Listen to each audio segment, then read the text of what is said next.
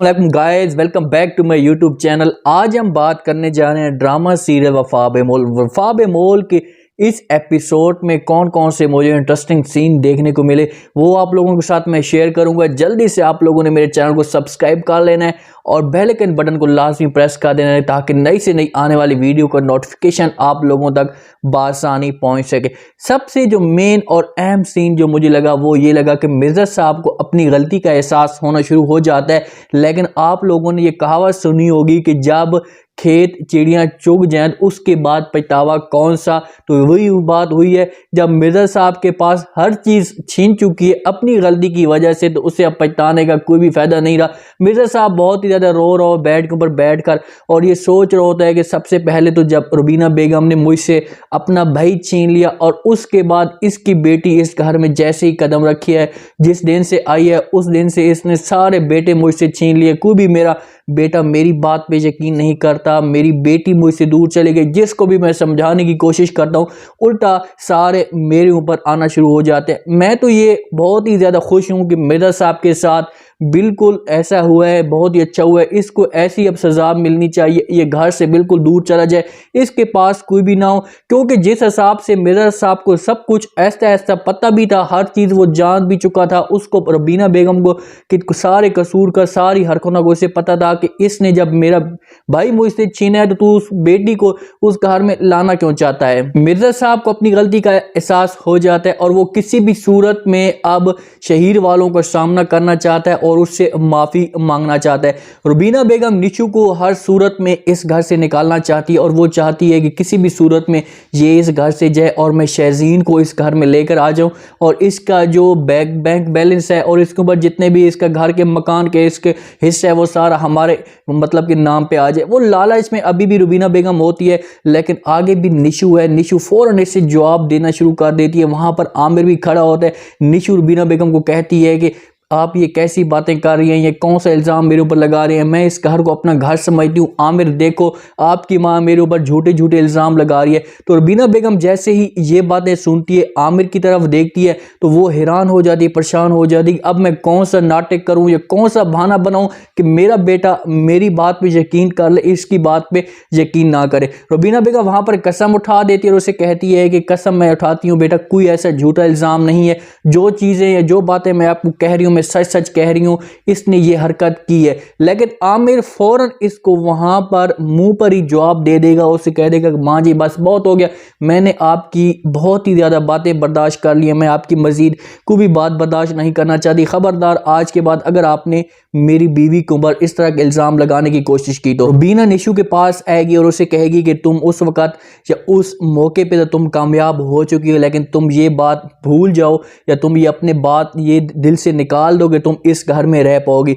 मैं तुम्हें हर सूरत में इस घर से निकालने की कोशिश करूंगी और तुम्हें ऐसा बदनाम करूंगी कि तुम हम सारी जिंदगी याद रखोगे, क्योंकि आपने हमारे साथ जो किया, जो मकान था वो आप झूठा निकला, तो मैं भी तुम्हें इस घर में कभी भी किसी सूरत में भी नहीं रहने दूंगी। लेकिन निशु के पास जो सबूत हैं वो रुबीना बेगम को दिखाने की कोशिश करेगी। उसे कहेगी कि अगर तुमने इस किस्म की कोई भी मेरे साथ हरकत की, या हो सकता है कि ये सारे सबूत आमिर को पहले दिखा दे और आमिर का रुबीना बेगम के साथ अपनी माँ के साथ जो टाकरा आ जाए और आमिर अपनी माँ को कहे कि माँ जी मैं आपके ऊपर यकीन करता था, आपने मेरे साथ आखिरकार ऐसा क्यों किया। तो रुबीना बेगम उसे कहेगी कि आपको झूठ बोल रही है। तो आमिर उसे कहेगा कि ये तो झूठ बोल रही है, लेकिन ये सबूत हमारे पास है, ये झूठ तो नहीं बोल रहे ना। उधर जी शहजीन को अपनी गलती का एहसास हो जाता है। वो चलते चलते चलते एक एपिसोड पे अपने घर से निकली थी और इस एपिसोड में इस प्रोमो में अपने दूसरे घर में पहुंच चुकी होती है। जैसे ही दरवाजे पे जाती है, दरवाजा खटखटाती है, वहां पर हमाद की माँ इसके सामने आ जाती है और उसे कहती है कि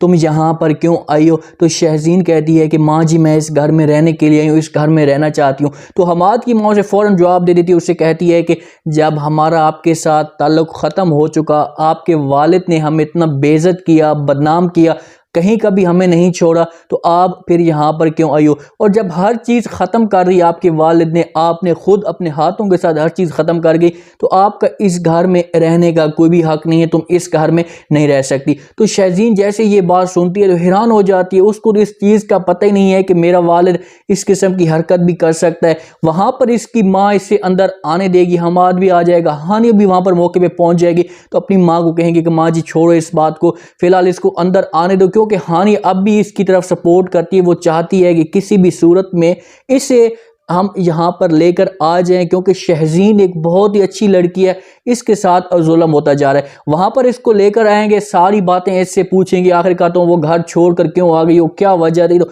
शहजीन सब कुछ बता देगी और कहेगी कि माँ जी, यहानी भाभी, ये सब कुछ नाजी वहां पर करवा रही है, मुझ पे सारे काम करवा रही है, हमें झूठा करार दे रही है। और नाजी को मैंने अलमारी के अंदर जो सामान था, ये जो कागज थे घर के, वो उठाते हुए मैंने देखे हैं। तो ये बात शहीर जैसे ही सुनेगा, शहीर भी आ जाएगा। तो शहीर जैसे ये बात सुनेगा तो अपने वालिद को सारा सब कुछ जाकर बता देगा, उसे कहेगा कि अबू जी, तुम्हारी अलमारी से ये सब कुछ उठाया जा रहा है। उसका वालिद उसकी किसी भी अभी भी बात पे यकीन नहीं करेगा, मतलब कि अभी भी उस नफरत में मौजूद है जो पहले वो करता रहेगा। उसे कहेगा कि बेटा तुम झूठ बोल रहे हो, अपने मकसद में कोई चीज कर रहे हो, मतलब कि सारी बातें उसके ऊपर डाल देगा। आजिर तो अब पूरा नाजी का हो चुका है, वो तो उसको तो सब कुछ सारे बताएंगे, लेकिन वो किसी की बात पे यकीन नहीं करेगा, ना अपने भाई की, ना अपने वालिद की। वो सारी बातें नाजी की मानेगा, क्योंकि वो तो अब दिल में बैठकर सोच चुका है कि यार मैं पहले इतना रंडा रह चुका हूँ, इतना कवारा रह चुका हूँ, मजीद में नहीं रह सकता। एक इतनी प्यारी सी बीवी मुझसे छीन चुकी है, दूसरी बीवी को मैं किसी भी सूरत अपने आप से जुदा नहीं होने दूंगा। तो वहां पर मिर्जा साहब एक सोच विचार में पड़ जाएगा कि यार वाकई कोई बात तो होगी, या कोई बात दाल में काला होगा कि इस किस्म की कोई हरकत हो रही है। तो वो अलमारी से कागज उठाने की कोशिश करेगा और वो देखेगा तो वो कागज मौजूद नहीं होंगे।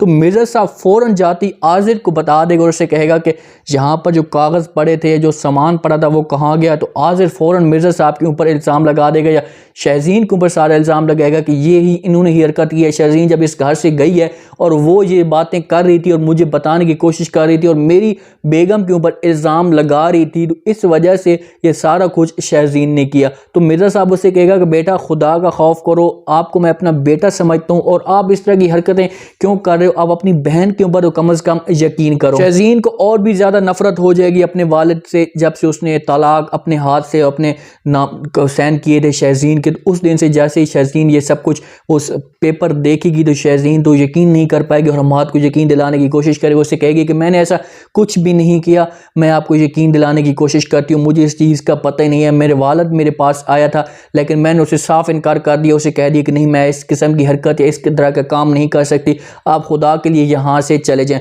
तो हमाद इस बात पे एग्री हो जाएगा, हानिया इनको राजी कर लेगी कि कोई बात भी नहीं है। अगर ऐसा क्योंकि हमाद ने अभी तक उन पेपरों पे साइन नहीं किया, अगर हमाद उन पेपरों पे साइन कर देता और वहां पर शहजीन के पास चले जाते तो फिर हो सकता है कि कहानी सारी तमाम हो जाती, सब कुछ खत्म हो जाता। लेकिन अभी इनकी तलाक नहीं हुई, शहजीन की तरफ हुई है लेकिन हमाद ने कुछ भी नहीं किया, क्योंकि जब तक मर्द तलाक नहीं देगा तो तलाक तो कैसे कभी भी नहीं हो सकती। मिर्जा साहब वहां पर अकेला रह चुका है, नाजी उसके अब सही मतलब के दुर्गत बनाएगी, सही उसका हाल करेगी, उसके साथ सही जुल्म करेगी। उसके साथ होना चाहिए थोड़ा सा, क्योंकि जिस हिसाब से उसने पूरे अपने घर को बर्बाद किया, पूरे घर को ख़त्म किया।